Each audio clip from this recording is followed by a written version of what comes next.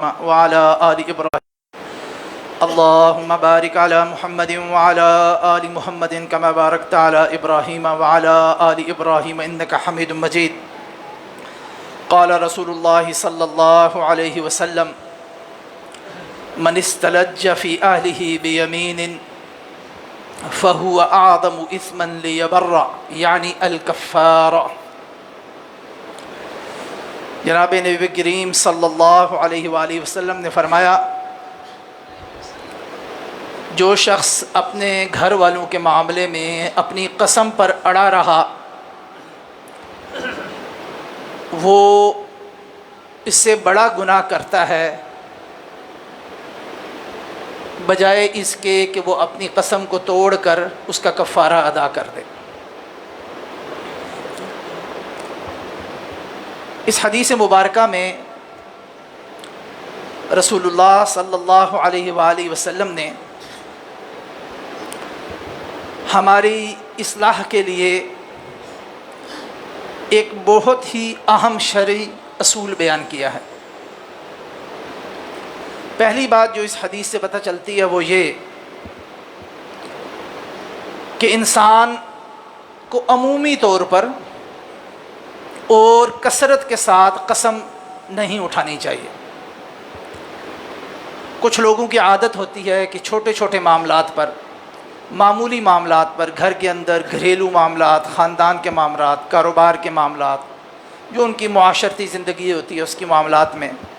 اپنی بات کو ثابت کرنے کے لیے، اپنے آپ کو سچا ثابت کرنے کے لیے فوراً اللہ کی قسم، فلاں کی قسم، فلاں کی قسم، فلاں کی قسم اٹھانا شروع کر دیتے ہیں۔ یہ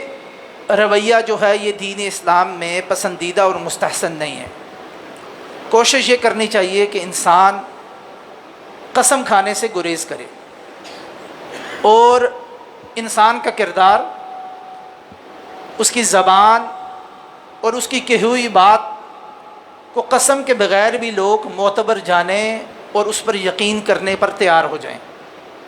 جس شخص کو ہمہ وقت قسمیں اٹھا کر اپنی بات کو یقین دہانی کروانی پڑے، اس کو ویسے بھی اپنے طرز عمل میں فرض غور کرنا چاہیے کہ اس کی بات کا کوئی شخص عمومی طور پر اعتبار کرنے کو تیار نہیں ہے، اس لیے بار بار اس کو قسمیں اٹھا کر اور اللہ کی قسم کھا کر اس کو اپنی بات کے یقین دہانی کروانی پڑتی ہے۔ الا یہ کہ کبھی بالکل کوئی استثنائی کیفیت ہو جائے، معاملے کی سنگینی ایسا ہو جائے، انتہائی کوئی سنگین معاملہ ہو جائے جہاں پر ضرورت اس بات کی ہو، جہاں پر کوئی پنچایت اس بات کا تقاضا کرے، جہاں پر کوئی فیصلہ کرنے والا اس بات کا تقاضا کرے کہ اب معاملہ اس نوعیت کا آ گیا ہے کہ قسم اٹھا کے بات کا فیصلہ کرنا ہے، وہ ایک علیحدہ استثنائی نوعیت کی بات ہے۔ لیکن ہمہ وقت قسمیں اٹھانا یہ کوئی پسندیدہ بات نہیں ہے، اور دیگر احادیث سے بھی پتہ چلتا ہے کہ اس بات سے روکا گیا اور اس بات کو اچھا نہیں سمجھا گیا۔ پہلی بات۔ دوسری بات یہ کہ جب انسان اگر کسی وجہ سے قسم اٹھا لے تو یہاں پر یہ بات بھی ذہن نشین رکھیں کہ ایک وہ قسمیں جو انسان کی زبان پر روزمرہ کی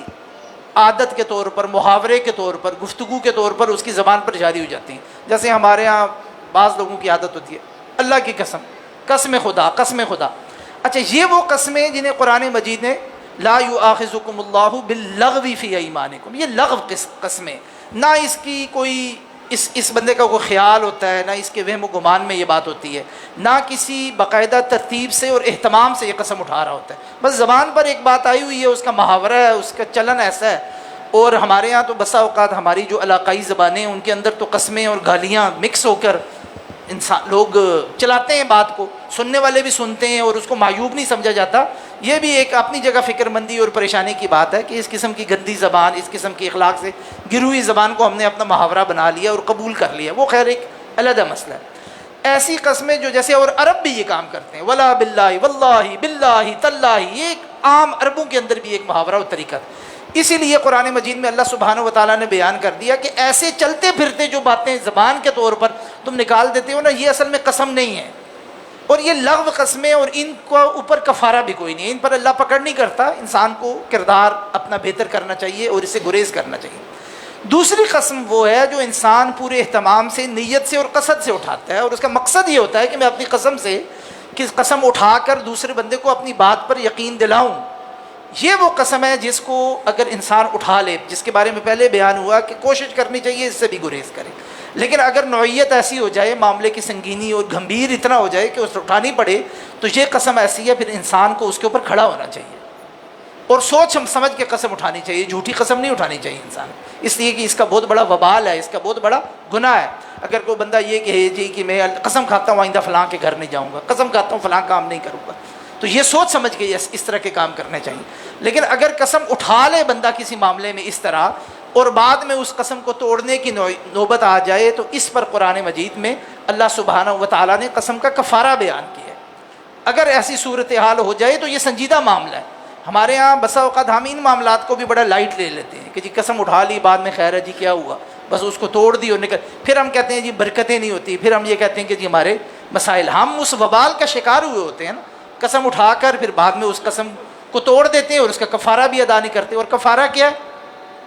قرآن مجید میں کیا کفارہ بنایا ہے، بیان ہوئے 10 مساکین کو کھانا کھلانا،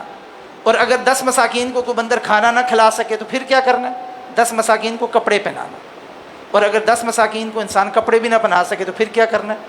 ایک غلام کو آزاد کرنا ہے۔ اب ظاہر بات ہے آج کل غلام کو آزاد بندہ کہاں سے کرے گا، تو اگر قسم کا کفارہ ادا کرنا ہے تو 10 مساکین کو وہ کھانا کھلانا ہے جو اپنے گھر میں انسان خود کھاتا ہے۔ یہ نہیں ہے کہ مساکین کو سستا کھانا کھلانا ہے، یعنی جی یہ آپ 100 روپیہ پکڑے اور 10 لوگ 10 روپے کا کھانا کھا لیں، یہ نہیں، جو بندہ خود کھاتا ہے گھر میں اس طرح کا کھانا جو انسان اپنے لیے اپنے اہل خانہ کے لیے پسند کرتا ہے، استعمال کرتا ہے، اس طرح کو 10 مساکین کو کھانا کھلانا ہے، بندہ قسم کا کفارہ ہو جائے گا۔ پھر انسان وہ کام کر لے جو اس نے قسم کھائی تھی کہ میں نہیں کروں گا، کفارہ ادا کر لیا۔ اور اگر کھانا نہیں کھلا سکتا، توفیق نہیں ہے یا حالات ایسے ہیں، تو اس صورت میں ان کو کپڑے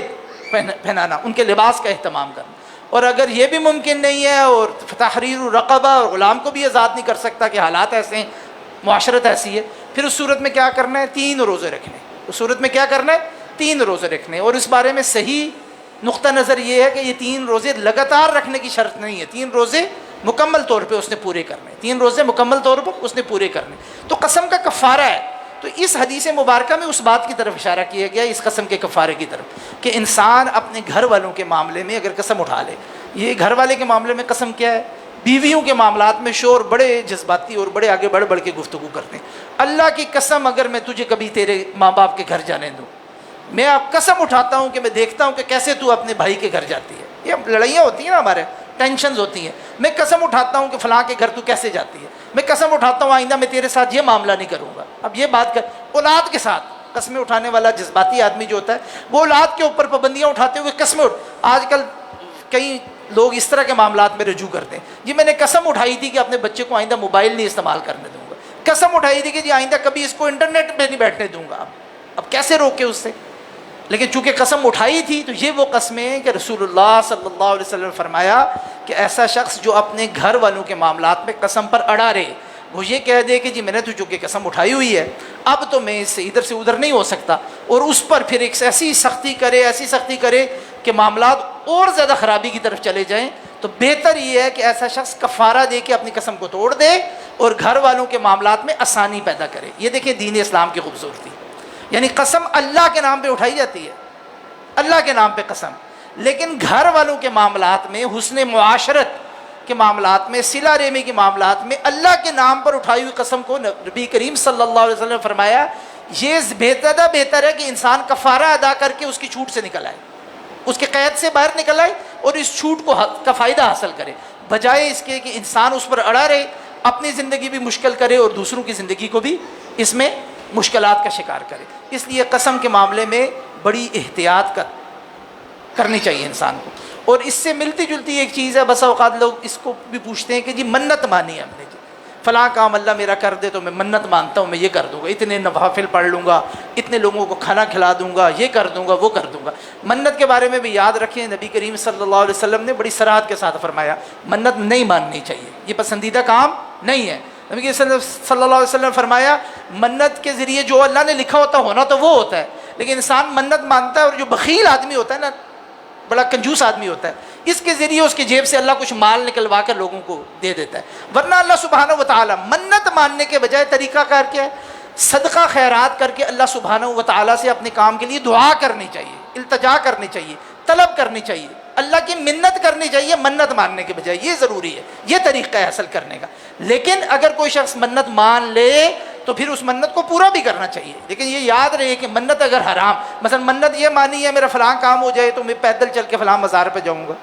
منت یہ مانی کہ جی میرا فلاں کام ہو جائے تو میں لیٹ کر کون ہوں کہ بل چلتا رینگتا اس مزار پہ یا اس مزار پہ جاؤں گا، یہ گندی منتیں ہیں، ان منتوں کو کوئی اعتبار نہیں۔ لیکن منت ایسی مان لیا کہ میں 2000 نفل پڑھوں گا، اب حالت اس کی یہ ہے کہ یہ فرض نماز کے بعد سنتے نہیں پڑھ سکتا۔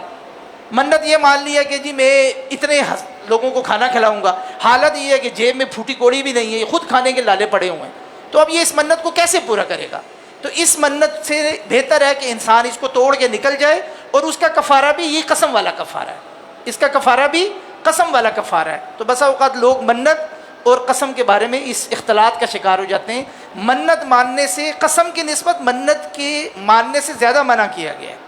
اور اس بارے میں زیادہ وعید آئی ہے۔ تو منت بالکل انسان کو کوشش کرنی چاہیے کہ نہ مانے انسان، لیکن اگر جائز حدود کے اندر رہتے ہوئے منت مان لے، اس کو پورا کرے، اگر پورا نہیں کر سکتا تو پھر اس کا بھی کفارہ قسم کی طرح ادا کر کے اس کی قیود سے اور اس کی حدود سے نکل کے انسان آئندہ کے لیے توبہ کرے کہ یا اللہ صبح میں تجھ سے توبہ کرتا ہوں، آئندہ میں جو جذباتی ہو کر اس قسم کا کام نہیں کروں گا۔ اللہ سبحانہ و تعالیٰ سے دعا ہے کہ وہ ان احادیث کو سمجھ کر ان پر عمل کرنے کی توفیق عطا فرمائے۔ سبحانک اللہم و بحمدک، اشہد ان لا الہ الا انت، استغفرک و اتوب الیک۔